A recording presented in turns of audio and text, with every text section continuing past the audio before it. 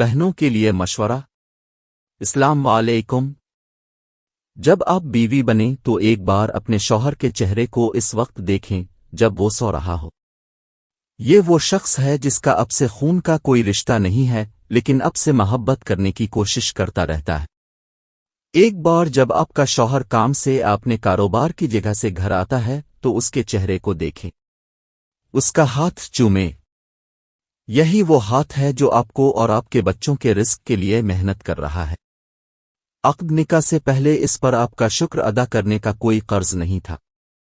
در حقیقت اس پر اپنے والد اور والدہ کا شکر ادا کرنے کا قرض ہے، جنہوں نے آپ کو منتخب کیا، اس سے پہلے کہ وہ اپنے والدین کا شکر ادا کر سکے۔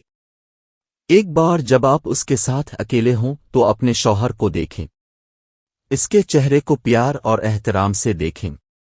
یہی وہ چہرہ ہے جو وہاں جد و جہد کر رہا ہے، یہی وہ چہرہ ہے جو تپتی دھوپ میں جل رہا ہے، یہی وہ چہرہ ہے جو سورج کی تپش کو روکتا ہے اور کبھی کبھی خود کو نظر انداز کر دیتا ہے، اپنی حفاظت کو نظر انداز کر دیتا ہے، صرف آپ کے اور اپنے بچوں کی وجہ سے۔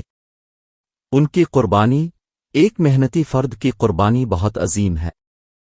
اسلام ان لوگوں کا بہت احترام کرتا ہے جو اعلیٰ کام کی اخلاقیات رکھتے ہیں۔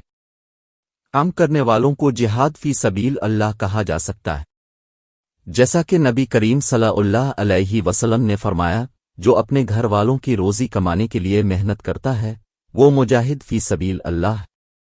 روایت احمد۔ رسول اللہ صلی اللہ علیہ وسلم نے یہ بھی فرمایا، جو دوپہر کو اپنے ہاتھوں کے کام سے تھکا ہوا محسوس کرے تو دوپہر کو اس کی مغفرت ہو جاتی ہے۔ طبرانی اور بیاقی۔ اللہ تعالیٰ آپ کی حفاظت فرمائے اور آپ کے اہل خانہ کے لیے وہ سب کچھ دے جو آپ چاہتے ہیں۔ آمین یا رب۔